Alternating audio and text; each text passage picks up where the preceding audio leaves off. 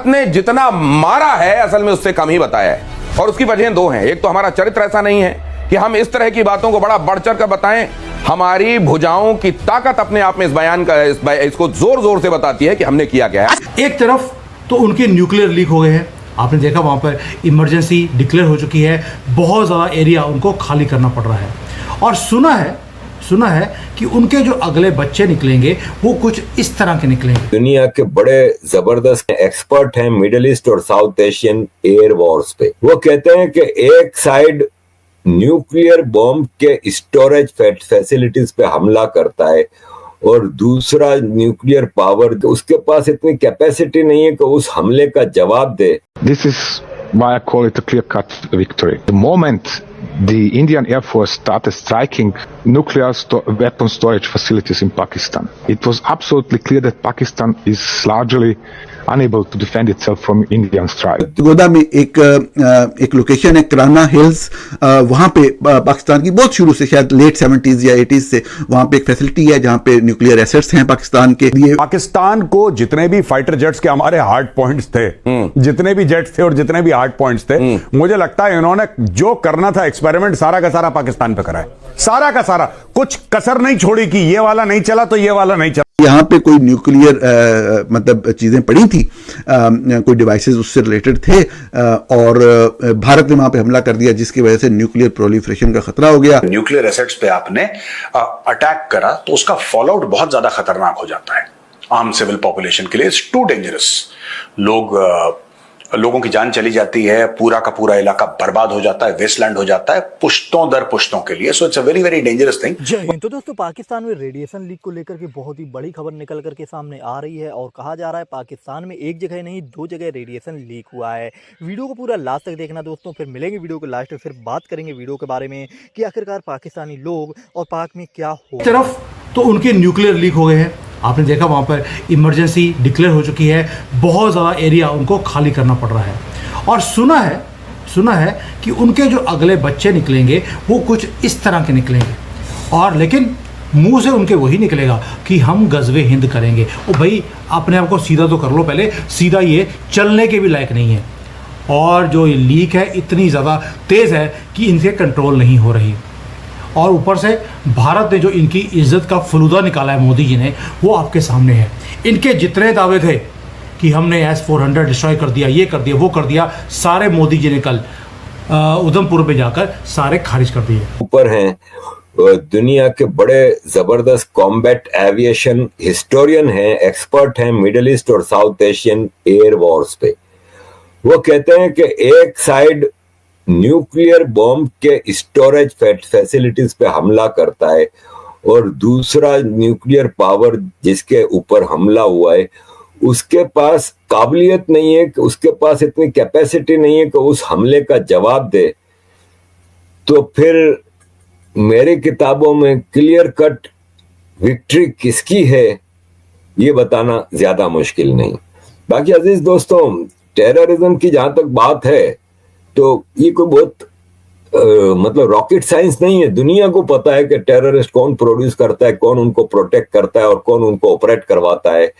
इमरान खान 2019 में ये फरमाते थे एक टीवी चैनल पे बैठ के कि 50 से ज्यादा टेररिस्ट ग्रुप पाकिस्तान में ऑपरेट करते हैं। पाकिस्तान के अंदर तो इतने लोग मारे गए, आप खुद आज फैक्ट्स एंड फिगर जारी कर रहे हैं कि हमारे इतने लोग शहीद हुए हैं।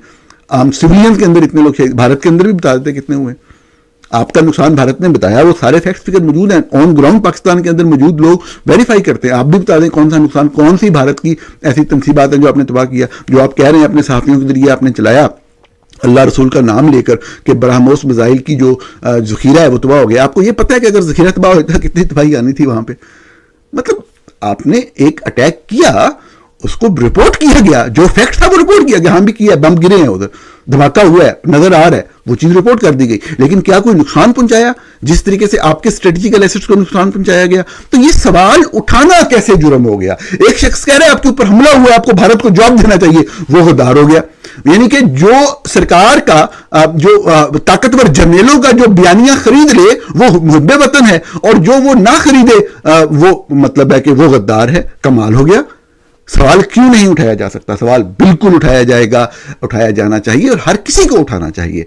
आप जो बात सही समझते हैं आप वो रिपोर्ट कर दें, लेकिन दूसरों के ऊपर ये बात कहना कि वो बंदा जो है वो फलां के साथ कर दिया है, फलां उसका आप चैनल ही बंद कर दें, आप उसको ये कर दें। ये जो अटक वाला मामला है उनका फतेह जंग एक उनका न्यूक्लियर बेस है, या उसको कहें कि वो न्यूक्लियर मिसाइल बेस है, और वहाँ से जो इनकी जो न्यूक्लियर मिसाइल है वो चलाई जाती। पहले दिन उसके ऊपर ही सीधा सीधा हमला कर दिया था। और काला चिट्टा जो है वो भी रावलपिंडी के पास में ही है। काला चिट्टा में भी वहाँ के उनके न्यूक्लियर मोबाइल लॉन्चर वगैरह का वहाँ पर हाउसिंग है, वो करते वहाँ से होता है।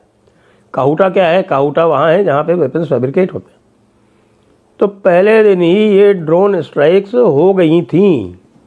उन ड्रोन स्ट्राइक्स के साथ साथ ये अलग बात है कि वो रेडार जो है वो लाहौर और गुजरांवाला वाला जो रेडार साइट्स थी वो रेडार ख़त्म कर दिए गए। तो उसके बाद फिर ये बिल्कुल आधे ब्लाइंड वैसे ही हो गए थे। और अगले दिन जब इन्होंने यानी कि 9 और 10 की जो बीच की रात थी, 9 और 10 तारीख के बीच की रात में जब मिसाइल चलाई, मिसाइल क्यों चलाई?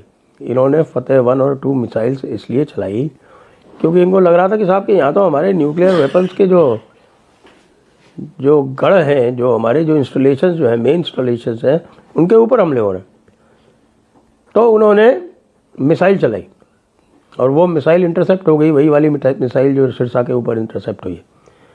और वो हमारे MR साहब ने 2 प्रोजेक्टाइल मार के और उसको इंटरसेप्ट कर दिया।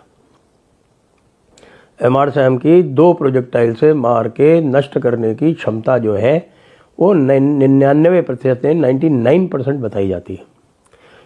इसके बाद जब वो उन्होंने मिसाइल चला दी तो फिर इधर से ब्रह्मोस A चली, यानी ब्रह्मोस एयर फायर्ड ब्रह्मोस चली, और साथ में और भी कई जगह स्कैल्प और हैमर ये सब चले वेपन्स।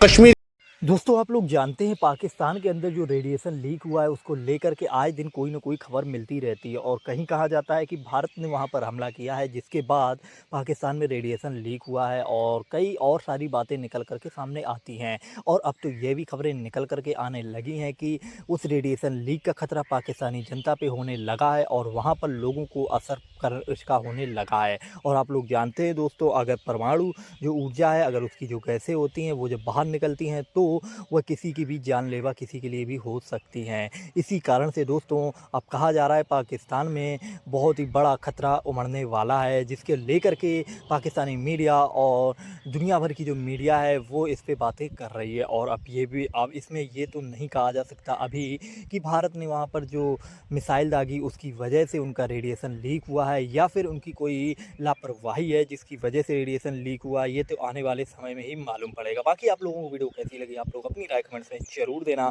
मिलते हैं नेक्स्ट